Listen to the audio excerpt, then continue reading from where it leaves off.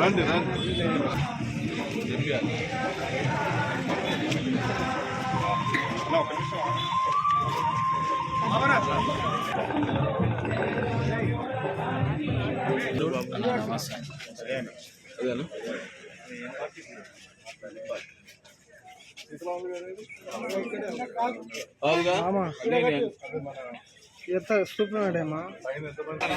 ఒకరు అమరవీరుడు కామ్రేడు రాజేష్ శ్రీనివాస్ రెడ్డి గారి విగ్రహావిష్కరణ కార్యక్రమం పార్టీ రాష్ట్ర కార్యదర్శి వర్గ సభ్యులు మాజీ శాసనసభ్యులు బంగారు గారు, సిపిఎం రాష్ట్ర కార్యదర్శి వర్గ సభ్యురాలు మల్లు లక్ష్మి గారు, అదేవిధంగా పార్టీ రాష్ట్ర కమిటీ సభ్యులు కూడా కోరుతాము.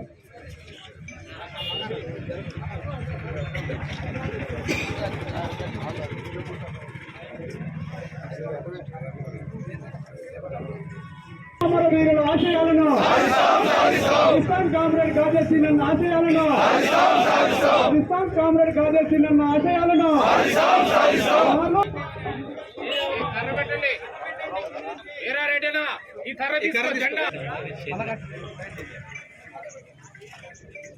రాములు కర్ర ఇవ్వచ్చుగా చూస్తా ఉంటాం కొట్టుకొని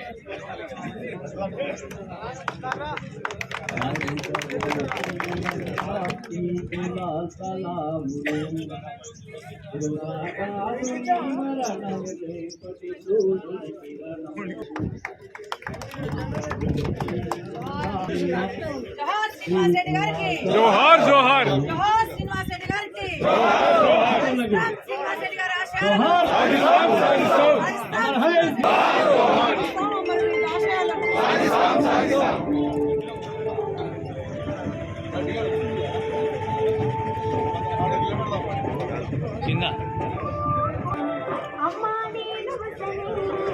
నేను విజయ్ ఉంటే కానీ ఇంతలా పైకి లేస్తున్నాం ఏ శివ ఎనికిరా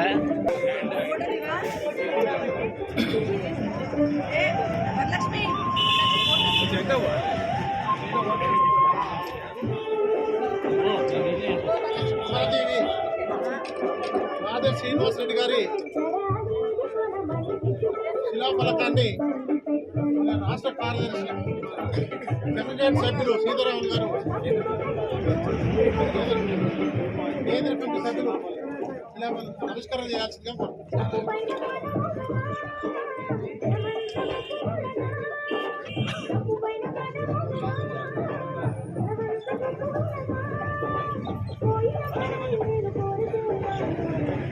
జోహార్ కామ్రేడ్ సీనన్న గారికి. జోహార్ జోహార్. సాధిస్తాం సీనన్న ఆశయాలను సాధిస్తాం సీనన్న ఆశయాలను సాధిస్తాం.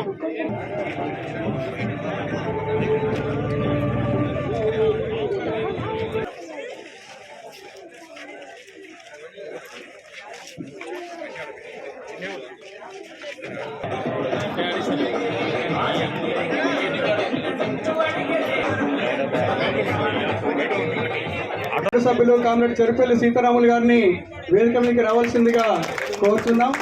పార్టీ రాష్ట్ర కామ్రేడ్ ముదిరెడ్డి సుధాకర్ రెడ్డి గారిని, నారి ఐలయ్య గారులను వేదిక మీదకి రావాల్సిందిగా ఆహ్వానిస్తున్నాం. సుధాకర్ అన్న, మల్లేష్ అన్న. పార్టీ జిల్లా సెక్రటరియట్ సభ్యులు బండా శ్రీశైలం గారు, కందాల ప్రమీల గారు, పద్మమ్మ గారు వేదిక మీదకి రావాలి.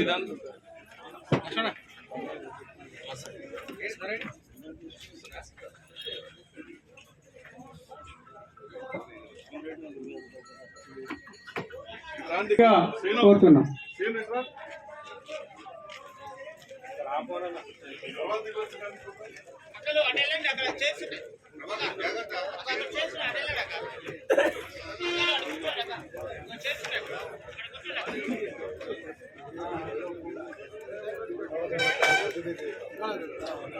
మోటో కూడా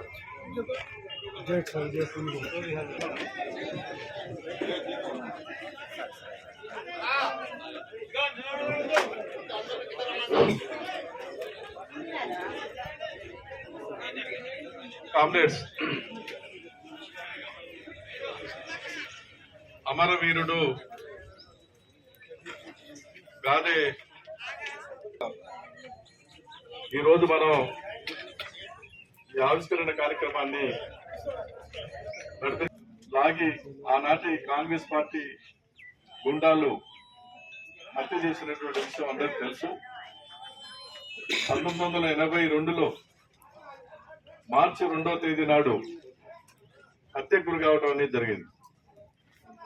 సరే, ఈ సందర్భంగా ఈ ఆవిష్కరణ కార్యక్రమానికి ప్రత్యేకంగా మన పార్టీ రాష్ట్ర నాయకత్వం కూడా తప్పనిసరిగా రావాలని చెప్పేసి అనుకోవటం అనేది జరిగింది.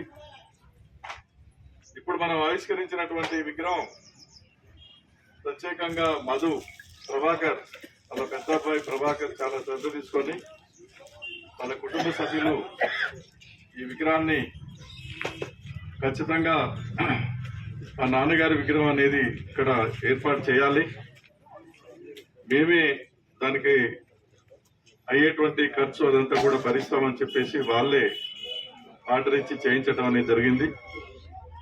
కాబట్టి ఏంటంటే సీనన్న యొక్క డేట్ అంతేగా, మార్చి 2.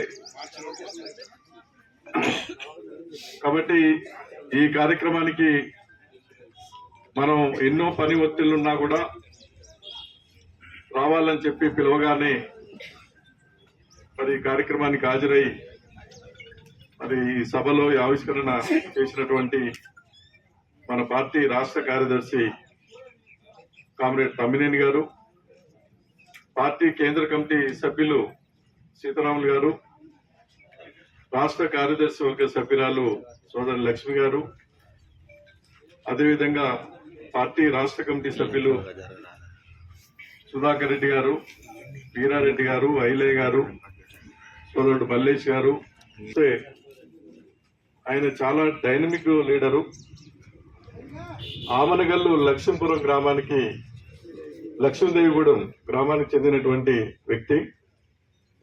ఆనాడు మిర్యాలగూడ టౌన్ లో ఒక 40 సంవత్సరాల ముందు ఇక్కడ ఎర్ర జెండా ఎగరనిచ్చే వాళ్ళు కాదు, ఎర్ర చొక్కా తొడుక్కో రాఘవరెడ్డి గారు ఇలాంటి నాయకులు ఆయనతో మాట్లాడటం, ఆయన నేను ధైర్యంగా మిర్యాలగూడ వచ్చి ఇక్కడనే నేను పూర్తి టైం ఇచ్చి ఇక్కడ ఈ ఉద్యమాన్ని నిర్మిస్తాను, ఎన్ని ఆటుపోట్లు నిర్బంధాలైనా తట్టుకొని నేను ఇక్కడ పార్టీ నడిపిస్తానని చెప్పి ఆయన అంగీకరించి ఇక్కడికి రావటం అనేది జరిగింది. ఇప్పుడు ఉన్నటువంటి మన పార్టీ ఆఫీసు స్థలంలో గుడిసె ఉండేది. ఆ గుడిసెలో పద్మమ్మ గారు ఆయన ఇద్దరుండే అప్పుడు పిల్లలు, చిన్నపిల్లలు, ప్రభాకర్ గాని వీళ్ళు గాని ఎన్నో ఇబ్బందులు పడుతూ ఆ గుడిసెలో ఉంటూ అక్కడనే వండుకొని తినుకుంటూ అక్కడి నుంచే ఉద్యమాన్ని ప్రారంభించడం అనేది జరిగింది. ఆ గుడిసెని కూడా ఒకసారి పీకేశారు, ఒకసారి తగలబెట్టారు. తర్వాత ఏంటంటే అనేక సార్లు ఆయన మీద ఆ దాడి చేయటం కూడా జరిగింది. సరే, మేము ఒక సందర్భంగా నేను, సీనన్న, తర్వాత వీరారెడ్డి, భిక్షానాయకు నలుగురం కలిసి ఆయన సొంత గ్రామానికి పోయినప్పుడు మమ్మల్ని హత్య చేయడానికి కూడా మేమున్న ఇల్లు మొత్తం కామ్రేడ్ పురుషోత్తం గారి ఇల్లు అని ఆ ఇల్లు మొత్తం కూడా ముట్టడేశారు 100 మంది. అప్పుడు మేము ధైర్యంగా బయటికి వెళ్ళి ఆ వచ్చినటువంటి 100 మందిని కూడా తరుముకుంటూ మేము ఆ రకంగా ఏంటంటే మరి మేము బయటపడటం అనేది జరిగింది. వాళ్ళని తరుముకుంటూ కొట్టుకుంటూ కొంత దూరం పోయిన తర్వాత మేము ఆ రకంగా బయటికి రావడం అనేది జరిగింది. ఆ రోజు మేము ఏమాత్రం భయపడ్డా నలుగురం హత్యకు గురయ్యేటువంటి పరిస్థితి. 2 గంటలు 3 గంటలు ఆ పోరాటం సాగింది. అదే సందర్భంగా ఇంకొక 2 సందర్భాల్లో కూడా అదే పరిస్థితి ఎదురైంది. ఆ క్రమంలో ఇక్కడ సీనన్న మిర్యాలగూడ టౌన్ లో మరి ఇక్కడ పూర్తి టైం ఇచ్చి ఎర్రజెండా భుజాన్ని వేసుకొని ఇక్కడ పార్టీ ఉద్యమం ప్రారంభించిన తర్వాత కార్మికులు మన వైపు కొంతమంది వచ్చారు. తర్వాత ఏంటంటే ఇళ్ల స్థలాల కొరకు వ్యవసాయ కూలీలు కదిలారు, పేదలు కదిలారు. తర్వాత భూములు కావాలని భూమి కొరకు పోరాటాలు మొదలైనవి. దాన్ని గమనించినటువంటి ఇక్కడ ఆనాడు ఉన్నటువంటి మరి మన శత్రువులు కానీ ఆ కాంగ్రెస్ పార్టీకి సంబంధించినటువంటి వాళ్ళే అప్పుడు ప్రధానంగా ఉన్నారు కాబట్టి వాళ్ళు ఈయనని ఏది ఏమైనా సరే ఈయనని ఖచ్చితంగా మనం భౌతికంగా లేకుండా చేయాలి. ఈయన బాగా చొచ్చుకొని మరి ఎర్రజెండా పార్టీ ఉద్యమాలని విస్తరించే ప్రయత్నం చేస్తూ ఉండు. ఈయనని మనం భౌతికంగా లేకుండా చేయాలని చెప్పి కుట్రపన్ని ప్లాన్ ప్రకారంగా ఆనాడు శ్రీనివాసరావు, చకిలం శ్రీనివాసరావు అండదండలతోటి నల్లగొండలో ఉన్నటువంటి ఆ గుండా బ్యాచ్ ఉదయం పూటనే కోర్టు పోయి వస్తుంటే మరి బస్సులో నుంచి లాగి ఘోరాతి ఘోరంగా నరికి నల్గొండ బస్ స్టాండ్ లో చంపడం అనేది జరిగింది. అది అందరూ కూడా ఆశ్చర్యపోయారు. ఇంత అన్యాయమా, ఇంత దుర్మార్గమా, పట్టపగులు బస్సులో నుంచి లాగి చంపుతారని చెప్పేసి ఆనాడు ఆయన హత్య చేయడం అనేది జరిగింది. అట్టగానే మాతో పాటు పనిచేసినటువంటి భిక్షానాయక్, కామ్రేడ్ భిక్షానాయకుని ఇళ్ల స్థలాల పోరాటంలో చింతపల్లి దగ్గర గొడ్డలతో నరికి ఆయనను కూడా ఆ ఇళ్ల స్థలాల పోరాటంలోనే ఇళ్ల స్థలాల దగ్గరనే గుడిసెలు పీకుతుంటే అడ్డం పోతే ఆయనను కూడా నరికి చంపడం అనేది జరిగింది. కామ్రేడ్ వీరారెడ్డిని రాయనపాలెంలో భూ పోరాటం, పేదలకు భూమి పంచడం జరిగింది. ఆ సందర్భంగా అక్కడ ఉన్నటువంటి ఆ భూస్వాములు వచ్చి వాళ్ళని దౌర్జన్యంగా కొడుతుంటే మరి ఇక్కడి నుంచి పోయి అడ్డుకోవడానికి ప్రయత్నం చేస్తే ఆయనని కూడా గొడ్డలతో నరికి హత్య చేయటం అనేది జరిగింది. తర్వాత కిషన్ రావుని కూడా బస్సులో నుంచి తక్కెళ్లపాడు నుంచి మిర్యాలు కూడా వస్తుంటే బస్సులోనే నరికి హత్య చేయటం అనేది జరిగింది. ఆ కాలంలో ఈ ముఖ్యమైనటువంటి నాయకులు వీళ్ళు, ఈ ముఖ్యమైనటువంటి నాయకులని వెంటబడి ఒక ప్లాన్ ప్రకారంగా మన నాయకత్వాన్ని హత్య చేశారు. ముఖ్యంగా దీనికి ప్రధానమైనటువంటి నాయకుడు ఉన్న శ్రీనివాస్ రెడ్డి గారిని హత్య చేస్తే ఇక్కడ ఎర్రజెండా లేకుండా పోతుందని దాంతో చేయటం జరిగింది. దాని తర్వాత అనేక కేసులు వచ్చాయి, అనేక నిర్బంధాలు, ఇవన్నీ దాడులు ఇవన్నీ కూడా ఉన్నటువంటి కామ్రేడ్స్ మా అందరి మీద కూడా జరిగినాయి. ఏది ఏమైనా అమరవీరుల యొక్క ఆశయాలని మనం సాధించాలి. వాళ్ళు ఈ ఉద్యమాన్ని నిర్మించారు, ఈ ఉద్యమాన్ని మనం నిలబెట్టాలి, కాపాడాలనేటువంటి ఒక పట్టుదలతోటి మరి మిగతా కామ్రేడ్స్ అందరం కూడా ఆ రకంగా తర్వాత కాలంలో కామ్రేడ్స్ కొంతమందిని నిర్బంధించి పోలీసులు చిత్రహింసలు పెట్టారు. కృష్ణారెడ్డిని పల్లెర కొట్టారు, వాడపల్లి స్టేషన్ లో పెట్టి పల్లెర కొట్టడం జరిగింది. ఇక్కడి నుంచి వెళ్ళిపోవాలి. నన్ను కూడా 2 రోజుల పాటు స్టేషన్ లో పెట్టి ఆనాడు సిఐ భాస్కర్ అని ఉండే 24 గంటలు తట్టుకొని ఏదన్నా ఇక్కడ జెండా మన ఈ ఉద్యమాన్ని పార్టీ నిలబెట్టాలని చెప్పేసి ఆ రకంగా ఈ ఉద్యమాన్ని నిలబెట్టుకుంటూ మామూలు కాదు, చాలా ధైర్యవంతుడు, ఎవరికి భయపడేవాడు కాదు. ఆయనకి అన్ని విధాలుగా పద్మమ్మ గారు అండదండగా ఉండి మరి ఒక్కోసారి అయితే అప్పటికప్పుడు కిలో బియ్యం తీసుకొచ్చి వండుకొని తిని మాకింత పెట్టి వాళ్ళింత తినేవాళ్ళు. అట్లా ఒక్కోసారి ఉపవాసాలు కూడా ఉన్నటువంటి పరిస్థితి కూడా చూసాం. ఎన్నో కష్టాలు, ఎంతో పేదరికం, ఎన్నో ఆర్థిక ఇబ్బందులు, ఒక పూట తిని ఒక పూట తినకుండా మరి శత్రువులు ఎంటబడుతుంటే అరిచేతిలో ప్రాణాలు పెట్టుకొని భయపడుకుంటూ పోలీసులు ఒకవైపు, రౌడీలు ఒకవైపు, వీళ్ళిద్దరి నుంచి రక్షించుకుంటూ మరి కాపాడుకుంటుండేటువంటి పరిస్థితులు ఆ రోజు. అందుకనే సీనన్న చేసినటువంటి త్యాగాలు మరవలేని. ఆయన ఇక్కడ మిర్యాలగూడ టౌన్ లో ఈ ఉద్యమం మొదట్లో దాన్ని నిర్మాణం చేయటంలో కానీ, తర్వాత ఏంటంటే ఇక్కడ నిర్మాణానికి ప్రధానమైనటువంటి నాయకుడిగా ఆయన ఇక్కడ ఉండి ఈ ఉద్యమాన్ని నిర్మించడం అనేది జరిగింది. కాబట్టి ఆయన మొత్తం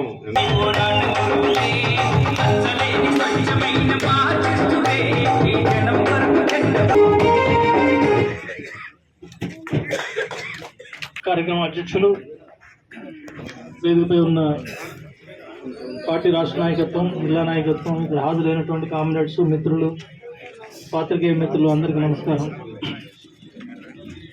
చాలా మంచి విషయం. ఈ రోజున మన ప్రియతమ నాయకుడు 43 సంవత్సరాల క్రితం కాంగ్రెస్ గుండాల చేత దారుణంగా హత్య చేయబడినటువంటి తమిళ శ్రీనివాసరెడ్డి గారి విగ్రహాన్ని స్థాపించుకోవడం అనేది చాలా మంచి విషయం.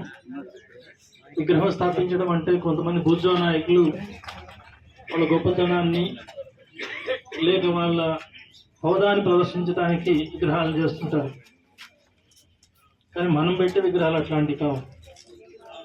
ఆ విగ్రహం చూసినప్పుడల్లా మిర్యాలగూడెంలో శ్రీనివాసరెడ్డి చేసిన త్యాగం, శత్రువులను ఏ రకంగా దడదడలాడించే గుండె నిబ్బరంగా పోరాడాడు, ఆ పోరాట స్ఫూర్తిని మన శ్రేణుల్లో, మన సభ్యుల్లో, మన నాయకత్వంలో రగిలించే దానికోసం ఈ విగ్రహం ఉపయోగపడాలి.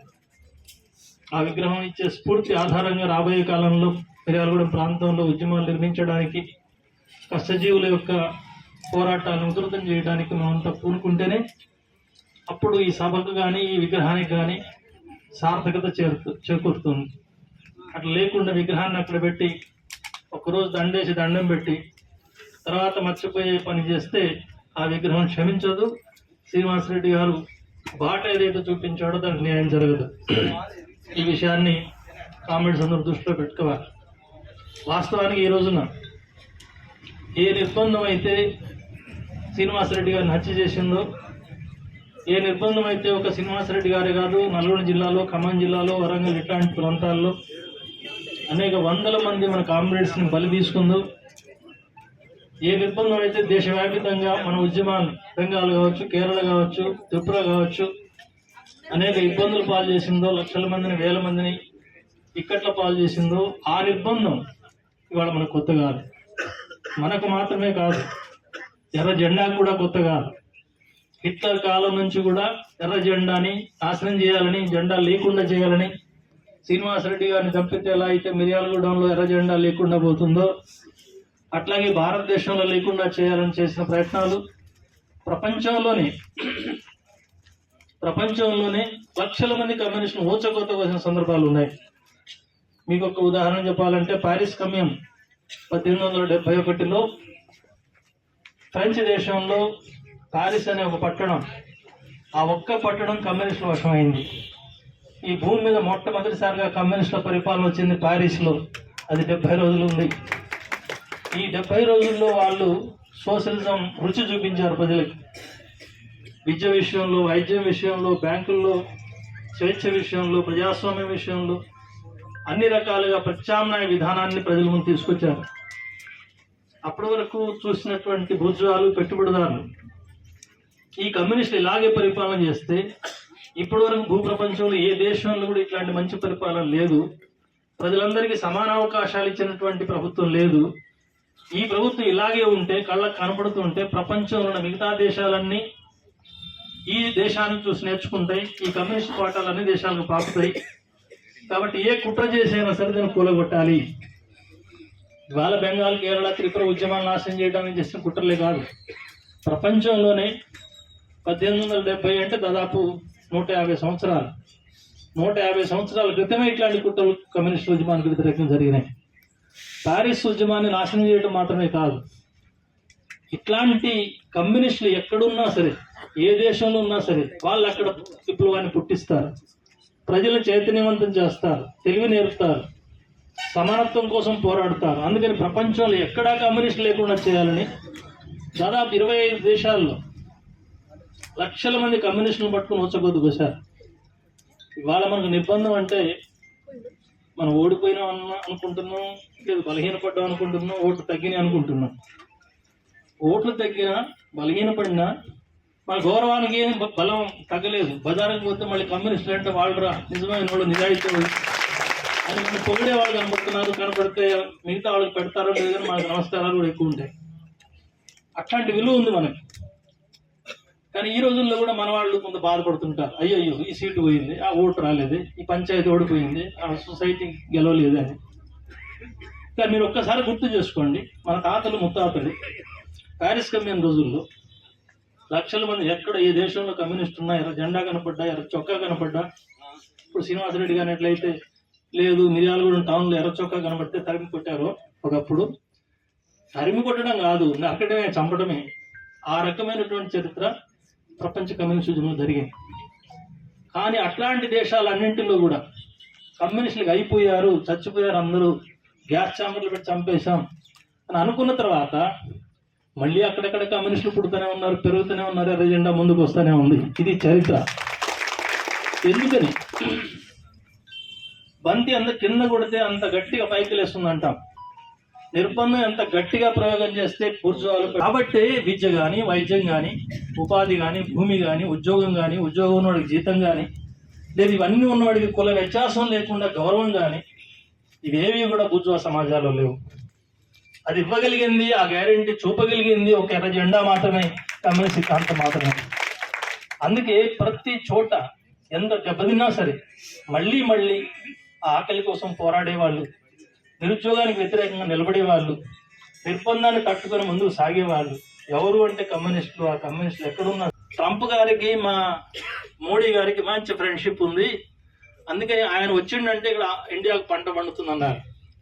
చివరికి 2 రోజుల నుంచి వాళ్ళు ఎంత దివాళీ తీశారని ఇట్లా చెప్పిన వాళ్ళందరూ ప్రపంచంలోని దేశాధినేతలు అందరినీ పిలిచాడు ఫంక్షన్కి, తన ఇనాగరేషన్ ఫంక్షన్ అంటే అధ్యక్షుడిగా ప్రమాణం చేసే కార్యక్రమం జరిగింది. అన్ని దేశాల నాయకులు ఇంత వ్యతిరేకించే ఎర్ర జెండా నాయకుడు చైనా అధ్యక్షుడు షీ జిన్పింగ్ కూడా పిలిచాడు. కానీ మన మోడీ గారిని మాత్రం ఫ్రెండ్ కదా, మోడీ గారిని మాత్రం పిలవలేదు. దీంతో బీజేపీ వాళ్ళు మొత్తంలో నెత్తున్నారు. ఇక్కడ ఒక లెటర్ పంపించాడంట, ఆ లెటర్ లేని అసలు పిలవదు. కానీ ఆయన మరుక్షణం ప్రమాణ స్వీకారం చేసిన మరుక్షణం ఒక 2-3 డజన్ల ఫైళ్ళ మీద సంతకాలు పెట్టేశాడు. అందులో ఒక సంతకం ఇండియా మీద దెబ్బ కొట్టింది. ఏంటి ఆ సంతకం? అక్కడ మన వాళ్ళు చాలా మంది ఉన్నారు, లక్షల మంది ఉన్నారు, మొత్తం 8 లక్షల మంది ఎంతో ఉన్నారు. వాళ్ళల్లో చాలా మంది లీగల్ వారసత్వం లేని వాళ్ళు ఉన్నారు. అంటే చట్టపరమైనటువంటి పర్మిషన్, H1B వీసా కానీ గ్రీన్ కార్డు కానీ ఏమి లేకుండా అమెరికాలో ఉన్న వాళ్ళు వేల మంది ఉన్నారు. ఇదివరకు ఉండే చట్టం ఏం చెప్పిందంటే ఉండే తల్లిదండ్రులకు వీసాలు లేకపోయినా, అంటే H1B వీసాలు లేకపోయినా, గ్రీన్ కార్డు లేకపోయినా, అక్కడ వీళ్ళు ఉండగా పిల్ల పుట్టినా సరే ఆటోమేటిక్గా అమెరికా పౌరురాలు అవుతుంది. ఇదివరకు చట్టం అది. ఈ ట్రంప్ గారు వచ్చి ఇప్పుడు బీకేశాడు. అట్లా కుదరదు, చట్టపరంగా ఉన్న వాళ్ళకి పుడితేనే అమెరికా పౌరసత్వం వస్తుంది, లేకపోతే రాదన్నారు. మోడీ గారు ఏం చేస్తున్నారు మరి? ఇది ఒకటే కాదు, టారిఫ్లు వేస్తా అంటున్నాడు, ఇంకా అది అనౌన్స్ చేయలే. టారిఫ్ అలా వేస్తే భారతదేశం చాలా దుర్వినియోగం చేస్తుంది టారిఫ్ని, కాబట్టి సుంకాలు వేస్తాం. ఈ సుంకాలు వేస్తే మాత్రం దేశ ఆర్థిక వ్యవస్థ చాలా దెబ్బతినే అవకాశం ఉంది. ఇంకా ఇట్లాంటి అనేక విషయాల్లో భారతదేశాన్ని ఇరకాటంలో పెట్టే చైనా ఉంది, ఈ బ్రిక్స్లో ఇండియా ఉంది, దక్షిణాఫ్రికా ఉంది, వీళ్ళందరూ ఉన్నారు. ఎప్పుడైతే ట్రంప్ వచ్చి బెదిరించాడో బ్రిక్స్ దేశాలు కానీ మాకు వ్యతిరేకంగా డాలర్కి వ్యతిరేకంగా ఈ ప్రయత్నం చేస్తే వాళ్ళపైన 200% సుంకాలు వేస్తాను బెదిరించాడు. వెంటనే మన విదేశాంగ మంత్రి జయశంకర్కి కింద నుంచి లాగు తడిసిపోయింది. వెంటనే స్టేట్మెంట్ ఇచ్చేసి అదే మేమేదో అక్కడ అనుకున్నాం కానీ మేమైతే దాంట్లో భాగస్వాములం కాము అని. అయినా సరే ఎన్ని విలువ లేదు. చైనా అధ్యక్షుడు ప్రకటన చేశాడు, 200 కాదు 300% వేసుకొని నీ సంగతి మేము చూస్తాం, నీ సరుకులు మా దగ్గర కూడా ఉన్నాయి, మా సరుకులు నీ దగ్గర ఉన్నాయి, నువ్వు 200 వేస్తే మేము 300 వేస్తాం అన్నాడు. ఆయన మాత్రం పిలిచాడు, ఆయన మాత్రం ఫంక్షన్ పిలిచాడు. అందుకని ఇదంతా ఏదో వ్యక్తిగత స్నేహాన్ని బట్టో ఒకళ్ళు కూడా పొగుడుదాన్ని బట్టి వచ్చింది కాదు. షీ జిన్పింగ్ గౌరవం వస్తుంది అంటే వెనకున్న ఎర్ర జెండా బలం, దాని వెనుకున్నటువంటి ఆర్థిక శక్తి. వాళ్ళ మొత్తం ప్రపంచంలో చైనా సైన్స్లో, టెక్నాలజీలో, మిలిటరీలో, ఆర్థిక రంగంలో, స్పేస్లో, అంతరిక్షం ప్రతి చోట నెంబర్ 1గా ఉంది. అమెరికాను దాటేసిపోతుంది. కాబట్టి ఆ చైనాన ఎర్ర జెండాని గుర్తించక తప్పని వస్తే రాబోయే కాలం ఎర్ర జెండాదే ప్రపంచంలో అనేది మాత్రం స్వేచ్ఛ. గతంలో బీఆర్ఎస్ ప్రభుత్వంలో కేటీఆర్ కానీ కేసీఆర్ కానీ ప్రజలకు స్వేచ్ఛ ఇవ్వలేదు, మంత్రులకు స్వేచ్ఛ లేదు, ఎమ్మెల్యేలకు స్వేచ్ఛ లేదు, ఎక్కడ సభ పెట్టుకుని విమర్శించడానికి స్వేచ్ఛ లేదు. అందుకని అట్లాంటి నిర్బంధాలన్నింటినీ రద్దు చేస్తున్నాను. సెక్రటరియట్ బయట ఉన్న కంచెగోడలన్నిటి కూడా ఇనుప కంచెలన్నీ కూలగొట్టేస్తున్నానని చెప్పి మొత్తం కూలగొట్టాడు. ఫోటోలన్నీ చూపించారు పత్రికల వాళ్ళు. చాలా సంతోషం, మనం కూడా సపోర్ట్ చేసి ప్రకటన చేశాం. కానీ ఆ స్వేచ్ఛ ఏమైంది? ఎక్కడ స్వేచ్ఛ అంటే ప్రకటనలో స్వేచ్ఛ కాదు, ప్రతి విషయంలో. మేము కలిసినప్పుడు కూడా చెప్తుండేవాడు రేవంత్ రెడ్డి గారు, ప్రతి విషయంలో అన్ని పార్టీలు పిలుస్తా, అందరిని సంప్రదిస్తా, అందరిని సలహాలు తీసుకుంటా, అప్పుడు అట్లా నిర్ణయాలు తీసుకుంటా అని చెప్పేవాడు. సంతోషం, పిలవండి అని చెప్పాం. ఒక్క మీటింగ్ పిలవట్లా. హైడ్రా గురించి మీటింగ్లో చర్చించలేదు, మూసీ నది ప్రాజెక్టు గురించి చర్చించలేదు, దామగుండం ఫారెస్ట్ ప్రాజెక్టు గురించి చర్చించలేదు. ఈ మధ్య లగచర్లు 3000 ఎకరాలు భూమి రైతులు కాజేశాడు. ఆ రకమైన నిర్ణయం తీసుకునేటప్పుడు కూడా వాళ్ళతో కానీ పార్టీలతో కూడా చర్చించలేదు. ఇంకా అనేక వాగ్దానాలు చేశాడు, ఆ వాగ్దానాలు అమలు జరగట్లేదు. 15,000 ఇస్తా అని చెప్పారు, ఇప్పుడు సంవత్సరం అయింది, ఒక్క పైసా ఇవ్వలేదు. భరోసా, రైతు భరోసా. ఇప్పుడు 12,000 ఇస్తామంటున్నాడు, వ్యవసాయం లేని భూములు బంద్ చేస్తా అంటున్నాడు. ఇది కూడా రైతులు ఏమైనా చర్చించాడా? ఆల్ పార్టీస్ మీటింగ్ పిలిచాడా? అది కూడా స్వేచ్ఛ ప్రజాస్వామ్యంలో లేదు. అట్లాగే బీసీలకు పెట్టిన వరాలన్నీ ఏ ఒక్కటి ముట్టుకోవట్లేదు. ఇంకా మహిళలకు 2,500 ఎంత నెల 2,500 ఇస్తా అన్నాడు. ఎవరికైనా వస్తున్నాయి? ఎప్పుడు ఎవరికి రావట్లేదు. అయితే ఒకటి మాత్రం చేశాడు, మీకు మర్చిపోయేటట్టు బస్సు ఎక్కించాడు. బస్సు ఎక్కించారు, సంతోషపడ్డారు వాళ్ళు. కానీ బస్సు ఎక్కించినందుకు మగవాళ్ళకి సీట్లు లేకుండా పోయినాయి. ఇప్పుడు ఎక్కడ ఖాళీ లేదు, మొత్తం బస్సులు లేని వాళ్ళకి అయిపోతున్నాయి. బస్సులు కూడా తగ్గించారు. ఈ రకమైనటువంటి పరిస్థితి కొన్ని వాగ్దానాలు ఉంది. మొత్తంగా చూస్తే చేసిన వాగ్దానాలు చాలా తక్కువ మాత్రమే అమలు జరిపారు, చాలా ఎక్కువ వాగ్దానాలు అమలు జరపలేదు. ఈ మాట ఎవరైనా కాంగ్రెస్ ఆయన అంటే ఒక మాట అంటాడు. ఇప్పుడు నిజమేనండి, మొదటి సంవత్సరం కదా, చేరుకోవడానికి టైం పట్టింది. ఇప్పుడు మొత్తం ప్రకటించారు, జనవరి 26 నుంచి గ్రామ సభలు పెడుతున్నారు. గ్రామ సభలు పెట్టుబడి చాలా మంది గ్రామ సభలు నుండి రాలే. ఇక్కడ గ్రామ సభలు పెడుతున్నారు, అక్కడ కార్డులు ఇస్తారు, ఇందిరమ్మ ఇల్లు, రాజీవ్ గాంధీ ఇళ్ళు ఇస్తారు, ఇంకేదో ఇస్తారు అని చెప్తున్నారు. రైతు భరోసాగా డేట్లు పెట్టుకున్నామని చెప్తున్నారు. గుర్తుపెట్టుకోండి, మీరు ఇప్పుడు చెప్తున్న ఈ మాట ఈ లోకల్ పార్టీ ఎలక్షన్ జరిగింది దాకానే ఉంటాయి. ఆ తర్వాత మళ్ళీ రైతు భరోసాలు ఎక్కువతాయి, లేకపోతే రేషన్ కార్డు అని రాసుకుంటారు. అందరూ ఆశపడతారు, ఆశపడి మళ్ళీ కాంగ్రెస్ ఓటేయాలని ప్రయత్నం చేస్తారు. ఆ తర్వాత మళ్ళీ పుర్ర చేసి చూపించడానికి సిద్ధం అవుతారు. ఇది రేవంత్ రెడ్డి గారితో వ్యతిరేకమైన మాట కాదు నేను చెప్పేది. రేవంత్ రెడ్డి కావచ్చు, ఇంకొక రెడ్డి కావచ్చు, పుల్లయ్య కావచ్చు, ఎల్లయ్య కావచ్చు, కాంగ్రెస్ పార్టీ యొక్క స్వభావం అది. 70 ఏళ్ళు పరిపాలించింది మన రాష్ట్రాన్ని, గతంలో దేశాన్ని పరిపాలించిన అనుభవాలు ఉన్నాయి మనకి. కాబట్టి కొన్ని పరిమితమైన లక్ష్యాలతోటి మనకున్న బలహీనత వల్ల వాళ్ళు సపోర్ట్ చేస్తున్నాం. కానీ అంత మాత్రాన ఆ పరిపాలన మొత్తం సమర్థిస్తామని కాదు, సమర్థిస్తాం మంచి పనులు చేసినంత వరకు.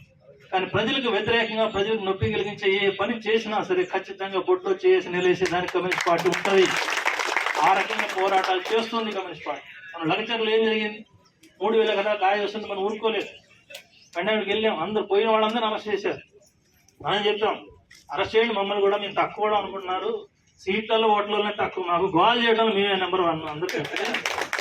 మమ్మల్ని కానీ అరెస్ట్ చేసి మీరు పోలీస్ స్టేషన్లో పెడితే తెలంగాణలో 612 మండలాలు ఫోన్ చేస్తాను, ఎర్ర జెండాలు అన్ని రోడ్ల మీద రమ్మని చెప్తాం. అప్పుడు మీ బతుకంతా బజార్లో పడుతుంది. మేము గెలవలేం కానీ ఓడించడానికి మాత్రం నెంబర్ 1 మేము. అందుకని మీరు దృష్టిలో పెట్టుకుని చెప్పారు. దెబ్బకి సీఎం ఆఫీస్ నుంచి ఫోన్ వచ్చింది. ఫోన్ తమ్మినేని గారు, మీరు అట్లా వ్యతిరేక ఆందోళన ఇప్పుడు ఏమొద్దు, మిమ్మల్ని లగచర్లో పోనిస్తాం, అన్ని కూడా తిరగనిస్తాం, పోలీస్ ఎస్కార్డు కూడా మీకు ఇస్తాం, అట్లా పోయి అన్ని తిరిగి చూసి రండి, ముఖ్యమంత్రి గారిని కలవండి. అన్ని తిరిగి చూసి వచ్చాం. చూసి ముఖ్యమంత్రి గారు కలిసాం.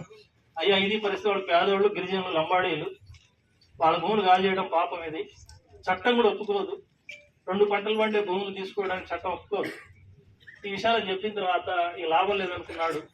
అక్కడికక్కడే పత్రికలు కలిసి మా ముందే ప్రకటించాడు, ఈ భూమిని తీసుకోవట్లేదు అని చెప్పి ప్రకటించాడు. అది ఎర్రజెండా శక్తి అంటే. ప్రజల కష్టం ఎక్కడొచ్చినా సరే ఆదుకునే కృషి, ఉద్యమాలు నిర్మించే కృషి. ఈ ఎర్రజెండా పార్టీని నిలబెట్టడానికి కోసం కుటుంబాలను వదిలేసి వాళ్ళ త్యాగాలు చేసినటువంటి చరిత్ర మన జిల్లాలో ఉంది. ఏ గ్రామాన్ని కదిలించినా ఆనాడు పేద ప్రజల సమస్యల, దైనందిన సమస్యలన్నీ కూడా పరిష్కారం కానప్పుడు ప్రజా ఉద్యమాలు వచ్చినాయి. ఆ ప్రజా ఉద్యమాలకు సీనన్న లాంటి వాళ్ళు, వీరారెడ్డి లాంటి వాళ్ళు, లేదా గురువయ్య లాంటి వాళ్ళు, ఇట్లా అనేక మంది, ఒక్కొక్క గ్రామానికి ఒక్కొక్క చరిత్ర ఉంది. మన ఉమ్మడి నల్గొండ జిల్లాలో ఒక బుక్కు రాశాం. సుమారు 300 మంది కార్యకర్తలు కాంగ్రెస్, ఇతర పీపుల్స్ వార్ హత్య రాజకీయాలలో బలైనటువంటి వాళ్ళు కూడా ఉన్నారు. వీళ్ళు పేద ప్రజల కోసం, ఈ సమాజ మార్పు కోసం, దోపిడీ లేని సమాజం కావాలి అని చెప్పేసి ఏదైతే పోరాటాన్ని మన పార్టీ తీసుకుందో దాన్ని అమలు చేయడం కోసం అనేక త్యాగాలు చేసినటువంటి చరిత్ర నల్గొండ జిల్లాలో కమ్యూనిస్టుల నాయకులకు, కుటుంబాలకు ఉంది అన్నటువంటిది మనందరికీ తెలుసు. ఆ రకంగా దేశంలో ప్రపంచ చరిత్రలో ఎలాగ తమ్మినేని గారు చెప్పినట్టు చరిత్రను వక్రీకరించేటువంటి నేటి సమాజంలో బీజేపీ వచ్చిన తర్వాత కమ్యూనిస్టుల పైన ముఖ్యంగా విషయం గక్కుతూ చరిత్రను వక్రీకరించేటువంటి ప్రయత్నం జరుగుతుంది. ఆనాడు సాయుధ రైతాంగ తెలంగాణ పోరాటం జరిగినటువంటి మన జిల్లాలోనే ప్రత్యక్షంగా అనేక గ్రామాల్లో పాల్గొని దోపిడీకి వ్యతిరేకంగా, నైజాం నవాబుకు వ్యతిరేకంగా, భూస్వాములకు వ్యతిరేకంగా, జమీందారులకు వ్యతిరేకంగా ప్రజా ఉద్యమాలు ముందుకొచ్చినాయి. ఆ ప్రజా ఉద్యమాలకు నాయకత్వం వహించింది మన కమ్యూనిస్టులు. ఆనాడు అటువంటి చరిత్రను ఈరోజు బీజేపీ వాళ్ళు, ఆర్ఎస్ఎస్ వాళ్ళు తీసిన సినిమా, రజాకార్ సినిమా ఏదైతే చూస్తే మొత్తం చరిత్రను వక్రీకరిస్తున్నారు. ఇట్లాంటి చరిత్ర దేశంలో అనేక రాష్ట్రాల్లో కూడా చరిత్రలు ఉన్నాయి. ఈరోజు ప్రజలు మార్పు కోసం పోరాటాలు కొనసాగించారు. ప్రజా ఉద్యమాలు ఈ దేశ భవిష్యత్తు కోసం జరిగినటువంటి పోరాటాలు, అటువంటి వాటిని ఈరోజు మొత్తం బీజేపీ కేంద్రంలో అధికారంలోకి వచ్చిన ఈ గత 10 ఏళ్లలో చరిత్రను వక్రీకరించి ఈరోజు ఆనాడు దేశ స్వాతంత్రంలో కూడా ఆర్ఎస్ఎస్ బీజేపీ లేకున్నా దేశ స్వాతంత్రం కోసం ప్రాణత్యాగం చేసామని, దేశభక్తులమని ఇట్లా అనేక గొప్ప గొప్ప మాటలు చెప్తున్నటువంటి బీజేపీ ఈ రోజు ప్రమాదకరంగా మన ముందుకు వస్తుంది. ఈ విధానాలకు వ్యతిరేకంగా పోరాటాలని చెప్పేసి దేశవ్యాప్త పార్టీ మనం లైన్ తీసుకున్నాం.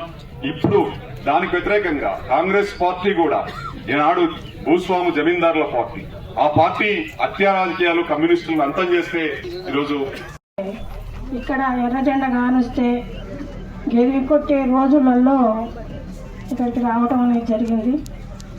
అప్పుడు సుందరయ్య గారు వచ్చినప్పుడు క్యాంపులో మీటింగ్ పెట్టినప్పుడు కాంగ్రెస్ వాళ్ళు సుందరయ్య గారి మీద దాడి చేయటం అనేది జరిగింది. అప్పటిదాకా ఇక్కడ పార్టీ ఆఫీసు లేదు, ఒక విజయవాడ తప్ప ఎక్కడ పార్టీ ఆఫీసు లేదు.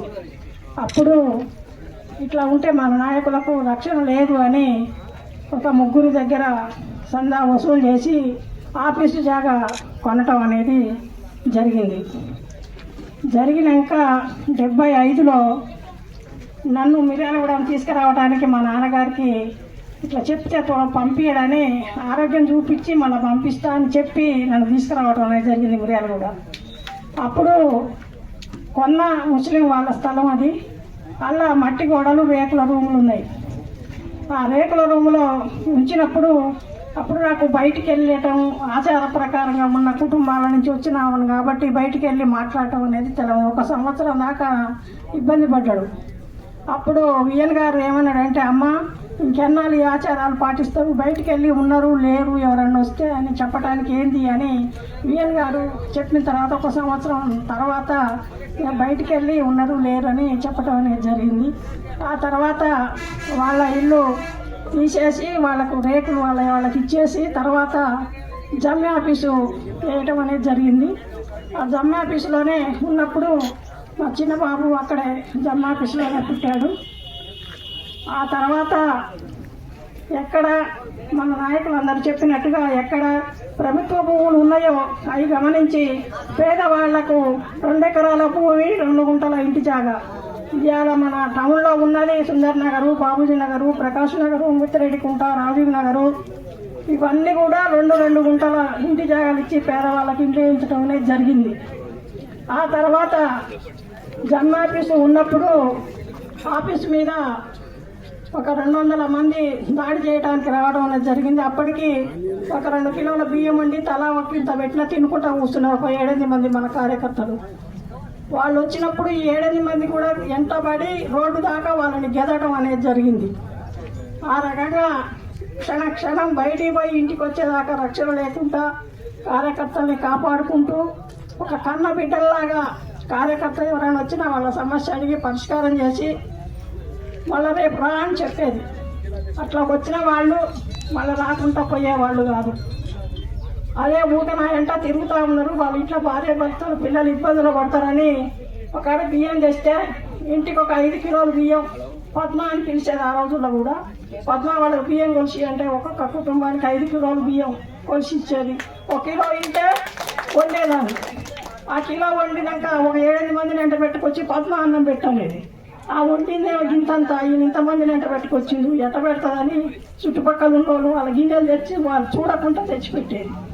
అందరికి పెట్టినాక ఒక ముద్ద మిగిలితే పెట్టుకొని తింటున్నప్పుడు ఒక కార్యకర్త వచ్చింది అనుకో, అయ్యా అన్నం తిన్నావా అని మళ్ళీ ఈ ప్లేట్లో ఉన్న అన్నం తీసి వాళ్ళు పెట్టేది. ఆ రకంగా చెప్పడం అనేది జరిగింది. పెద్ద బాబు స్కూల్ పోయే టైం అయింది. ఒకరోజు పొయ్యి మీద ఎసరు పెట్టినాం, ఎసరు మోసంతుంది, స్కూల్ టైం అయింది. పెట్టుకోకుండా రామరెడ్డి గారు అప్పుడు కార్యదర్శి, ఏందయ్యా శ్రీనివాసరెడ్డి ఏమో శివయ్య నువ్వు ఆమె కనుక నీతో సంసారం చేస్తుంది ఇంకోలేదు ఒక పూట ఉండరు, పొయ్యి మీద ఎసరు మోసంతుండే, పిల్లగానికి బడి టైం అవుతుండే, అలా వేయడానికి కిలో బియ్యం లేవు ఇంట్లో, ఏం పద్ధతి అయ్యా నీ పద్ధతి అని ఆ రకంగా ఎలా తీసుకుంటూ రావడం అనేది జరిగింది. చిల్లపల్లిలో దేవలపల్లిలో అన్ని గ్రామాన 2 ఎకరాల భూమి పంచడం జరిగింది. భూమి మీద పోయినప్పుడు భూస్వాములు దౌర్జన్యాలు చేస్తారని కార్యకర్తలు వెంట పోతే ఒక 7-8 మంది వాళ్ళు మన మీదకి వచ్చి దౌర్జన్యం చేస్తే మనం ఎట్లా కాపాడుకోవాలి అని ఇంత కారం పట్లాలు కట్టి జేబులు అలా పెట్టుకొని పోయేది. ఆ రకంగా రంగన్న మాట ఇలా చెప్పిండు, అన్నం తింటుంటే దాడి చేసేదని. ఆ రకంగా రంగన్నాని మన కృష్ణారెడ్డిని కూడా పోలీస్ స్టేషన్లో వాడపల్లి స్టేషన్లో పండిర కుట్టింది. వీరిని హత్య చేసిన తర్వాత ఎమ్మెల్యే ఎలక్షన్లు వచ్చినాయి. ఈయన ఉంటే ఈయన కమ్యూనిస్ట్ పార్టీ లేకుండా పోద్ది, ఈయన చంపితేనే ఈయన కమ్యూనిస్ట్ పార్టీ లేకుండా పోద్ది అని చింతపల్లిలో భూములు పంచేటప్పుడు ప్లాన్ వేసిండ్రు. బిచ్చనాయకుడు పోతే బిచ్చనాయకుని చంపారు. తర్వాత రామునిపాలెంలో భూములు పంచేటప్పుడు వీరారెడ్డిని చంపారు. నేను ఇక్కడ వచ్చి పార్టీ పెట్టి వీళ్ళని లేకుండా చేస్తేనే అని చాలా బాధపడ్డాడు. తర్వాత కల్లెపల్లిలో భూములు పంచి వకీల్తో మాట్లాడొస్తాను నల్గొండ పోయినప్పుడు నల్గొండ పార్టీ ఆఫీస్ లేదు. అయితే అడుగడుగునా రక్షణ కోసం ఈ సందంగా వచ్చి మళ్ళీ సందంగా వచ్చేది, కానీ నల్గొండ బస్టాండ్లో జనంలో చంపుతారనేది అంతవరకు ఎక్కడ లేదు. కాబట్టి ఆ రకంగా ఒక సోమయ్య ఒక్కడు వెంట ఉన్నాడు. కూర్చున్న తర్వాత చంపడం అనేది జరిగింది. అయితే చంపిన తర్వాత ఇవన్నీ చెప్పాలో వద్దో కూడా నాకు అర్థం కావట్లేదు. 1 కిలో బియ్యం కూడా ఇంట్లో లేదు చనిపోయినప్పుడు. లేకుంటే మన తక్కలపాడు లక్ష్మమ్మ అని వీళ్ళంతా నేను సోయజప్పుడు బడి ఉంటే చూసింది. ఆడ బియ్యంలో ఇంట్లో పిల్లలు వచ్చిపోయి జనం దినకర్మలు అయిందా కూడా ఈ పరిస్థితి అని పోయి ఆ ఊళ్ళో ఇంటికి ఒక ఇంత వసూలు చేసి పట్టించుకొచ్చి పెట్టి ఆ రకంగా ఇబ్బందులు పడుకుంటాం మన వాళ్ళు అంతా చెప్పారు. ఆ రకంగా చిన్నబాబు చిన్నపిల్లగాడు పెద్దబాబు 7th చదువుతున్నప్పుడు ఆ రోజులలో అట్లా అయిన తర్వాత ఇబ్బందులు పడుకుంటా అట్లనే ఉంది. నలుగురు ఎవరైనా మందలు ఇవ్వడానికి వచ్చినప్పుడు ఆమెకేంది లే అనుకునేది. ఎవరు రాకుంటుంటే కిరాయి ఆడ తెచ్చి కట్టదు అన్నట్టుండేది.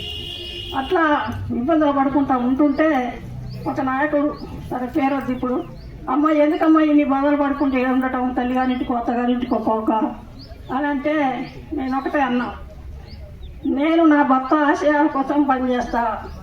మీకు మందులు ఏమిటైతే మందులు ఇవ్వండి, సాయం చేయకపోతే సాయం చేయండి, లేదనుకుంటే 4 ఇళ్లలో ఫాస్ట్ పని చేసుకొని నా పిల్లలను ఆడుకుంటా, నా భర్త ఆశయాల కోసం పని చేస్తా, పాట పాడతా అని నేను చేయటం జరిగింది. ఇప్పుడు రంగన్న మాట్లాడేటప్పుడు కూడా అదే చెప్పాడు. ఏ మీటింగ్ అనేది నాకు చెప్పుకుంటే నేను బాధపడుతున్నా, ఎందుకంటే ఏదో రకమైన బాధ. చేత కాదు రెస్ట్ తీసుకుంటాను రంగన్న, నాకేం ఉండలేను నేను అసలు, నా పరిస్థితి ఏమో అట్లుంది. అలంకరించినటువంటి పార్టీ పెద్దలు, నాయకులు, సభకు వచ్చినటువంటి అభిమానులు, కార్యకర్తలు, శ్రేయోభిలాషులు అందరికీ విప్లవాభినందనలు. నేను శ్రీనివాసరెడ్డి గారు చిన్న కొడుకుని. నాన్నగారు చనిపోయేటప్పుడు నాకు ఒక 4-5 సంవత్సరాలు ఉంటుందండి. నాకు ఎప్పుడు నాన్నగారితో జ్ఞాపకాలు అంటూ పెద్దగా ఏమీ లేవు. 1-2 లీలాగా ఉండేవి, 3-4 ఏళ్ళు. మొహం కూడా కొంచెం లీలాగా కనిపించేది నాకు. ఒక్కొక్కసారి అయితే ముద్దు పెట్టుకోవడానికి వచ్చినప్పుడు ఆయనకి గడ్డం ఉంటుంది, ఆ గడ్డం ముద్దు పెట్టుకుంటే గుచ్చుకుంటుందని ఏడ్చినది ఒకటి కొడుతుంది. ఎప్పుడు కనిపించకపోయేవాడు. ఒకసారి ఇంట్లో ఆడుకుంటుంటే వచ్చిండు, నన్ను కొట్టిండు. ఎందుకంటే నాకు 4 సంవత్సరాలు నేను స్కూల్ పోలేదు, ఎందుకు స్కూల్కి పోకుండా ఇంట్లో ఆడుతున్నామని. మా అమ్మగారు గురికొచ్చింది, యాడికి పోయినావా 8 నెలలు, ఎక్కడైనా తిన్నాడా, ఏం చేస్తున్నాను, ఎక్కడైనా చూసుకున్నావా, వచ్చినావు కొట్టినావు పోతూనే ఉన్నావు, మళ్ళీ పోతే ఎప్పుడు వస్తావో తెలియదు అని అదొక సందర్భం. 3వ సందర్భం అయితే నాన్నగారు చనిపోయే రోజు ఉదయం తెల్లారుజామున 4-5 గంటలకు లేచి తయారవుతుంటే నేను మాత్రం లేచి నేను వస్తానా అనుకుంటే బాగా మారం చేసి ఎక్కిన ఆల్రెడీ వచ్చి భుజం మీకు ఎక్కి నేను వస్తా ఎక్కడ తీసుకపోవట్లేవు అంటే నేను వస్తాను బాబు అని చెప్పేసి అమ్మ నన్ను ఊరేగించిపోయింది. అది జరిగిన ఒక రోజుకి తర్వాత నాన్నగారిని మన మీరారు కూడా మన పార్టీ ఆఫీసు రోడ్లో లారీ మీదే తీసుకొని వస్తున్నారు. అప్పటిదాకా నాకు ఏం తెలియదు.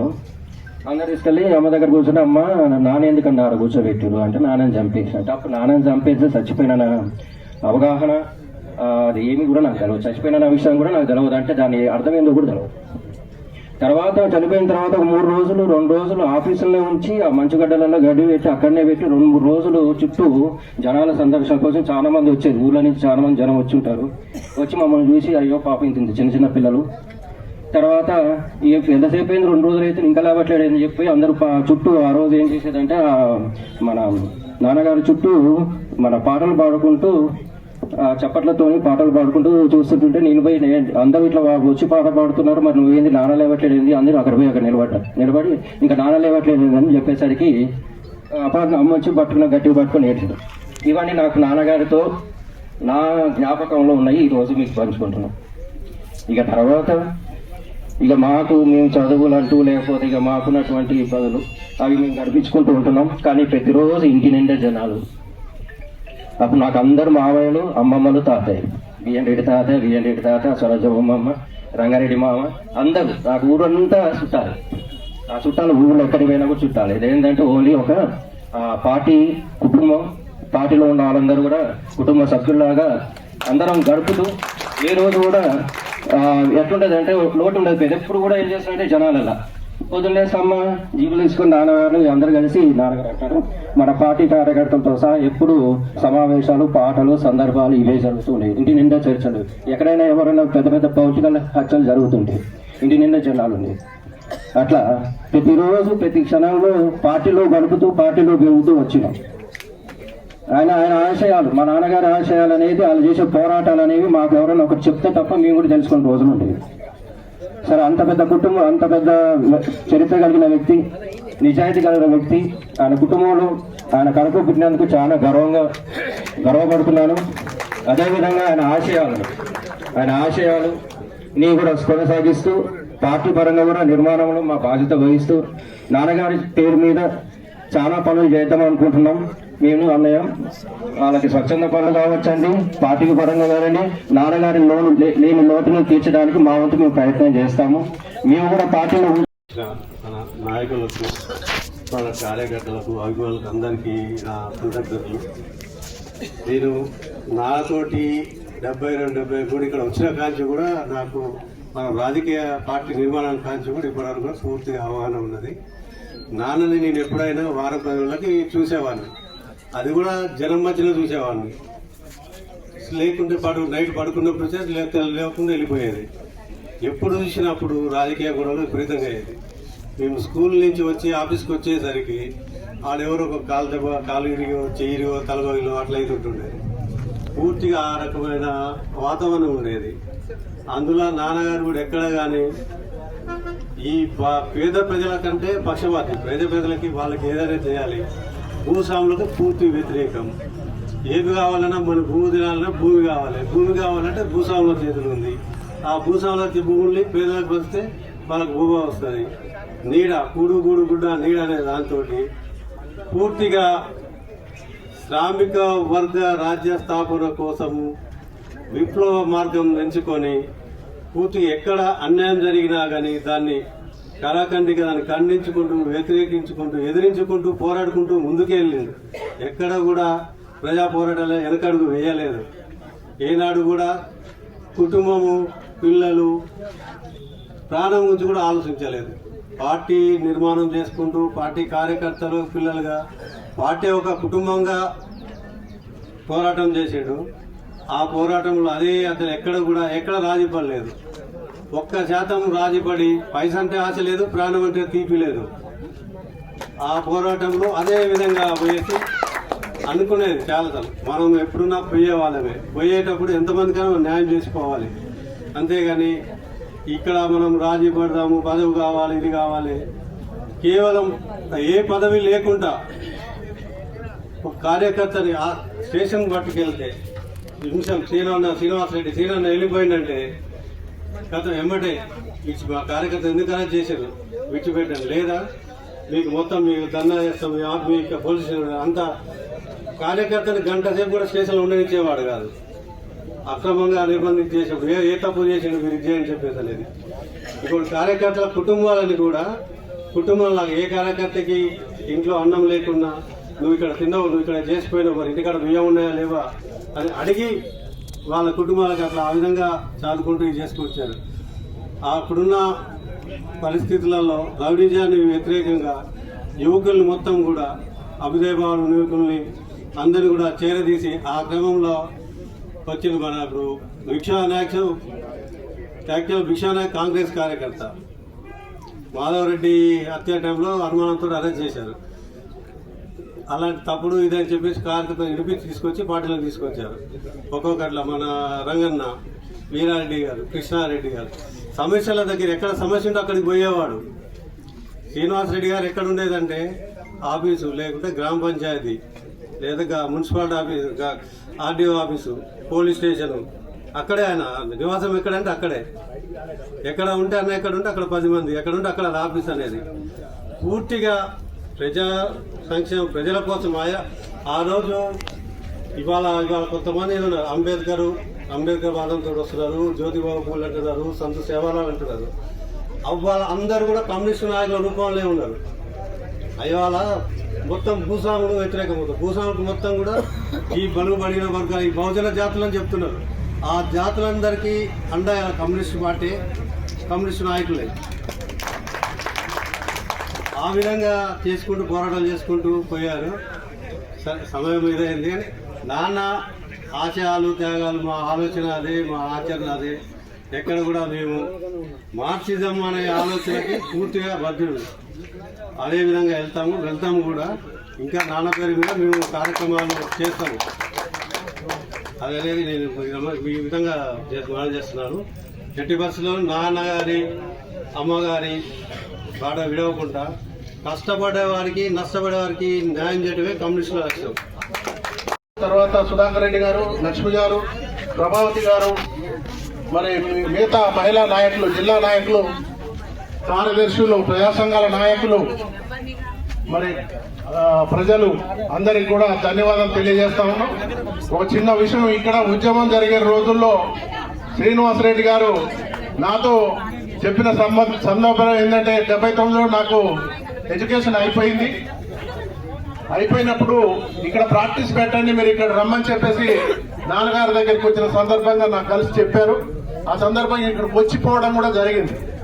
తర్వాత ఇక్కడ సుందరయ్య గారు జెండా ఎగరేయాలని చెప్పేసి పెద్ద బహిరంగ సభ ఏర్పాటు చేసినప్పుడు ఎస్ఎఫ్ఐలో పనిచేస్తా ఉన్నాను నేను హైదరాబాద్ లో. భాస్కర్ రావు గారు టౌన్ అక్కడ ఉన్న హైదరాబాద్ సిటీ కార్యదర్శిగా ఉన్నారు పార్టీకి. వారు నాకు సుందరయ్య గారికి ఇచ్చి పంపిస్తే నేను నగరకల్లాగా వారు వెంట వచ్చి విఎన్ గారు వాళ్ళందరూ రాష్ట్ర జిల్లా నాయకులందరూ రిసీవ్ చేసుకున్నారు సుందరయ్య గారిని. అప్పుడు జీపులో సుందరయ్య గారిని విఎన్ గారు అందరు తీసుకుని మిర్యాలగూడ రావడం జరిగింది. ఆ తర్వాత ఏదో గొడవ జరిగినట్టు తెలిసింది. అది సందర్భం. ఏదున్నా కానీ పార్టీ కుటుంబాలు అమ్మ ఇక్కడికి వచ్చినప్పుడైనా స్వరాజ్యం గారు వచ్చిన మన ఇంటి దగ్గర 2 రోజులు ఉంటే పద్మమ్మ గారి దగ్గర 3 రోజులు ఉండిపోయింది. ఎందుకంటే ఆమె ఒంటరిగా ఉంది, ఆమె ధైర్యం చెప్పాలి అని చెప్పేసి ఆమె దగ్గర ఉండి ధైర్యం చెప్పి పిల్లల్ని మరి అది ఇది మాట్లాడి అక్కడ 3 రోజులు ఉండిపోయేది. విఎన్ గారు మన ప్రభాకర్కి అప్పుడు ఇబ్బందుల్లో ఉంటే కుటుంబాన్ని పెద్ద సాగర్ సిమెంట్ లో మాట్లాడి అక్కడ ఉద్యోగం కూడా ఏర్పాటు చేయడం జరిగింది. ఆ సందర్భంగా అంటే ఎప్పుడు ప్రజలకు అందుబాటులో ఉండి ప్రజల సంక్షేమాన్ని కోరుతూ ప్రజలకు కార్యక్రమాలు ఇస్తూ మరి ఇక్కడ పార్టీ నిలబెట్టడానికి ప్రయత్నం చేసిన దాంట్లో శ్రీనివాసరెడ్డి గారు ఉన్నారు. వారికి వారి ఆశయాలతో పనిచేయాల్సిన అవసరం ఉంది. మనం చాలా నిర్లిప్తంగా ఉంటున్నాం, మనం అనుకుంటున్నాం కానీ వెనకబాటుతనంగా ఉంటున్నాం. అందుకనే మీరందరూ ఈ కార్యక్రమానికి వచ్చినందుకు మీ అందరికీ కూడా ప్రత్యేక ధన్యవాదాలు తెలియజేస్తూ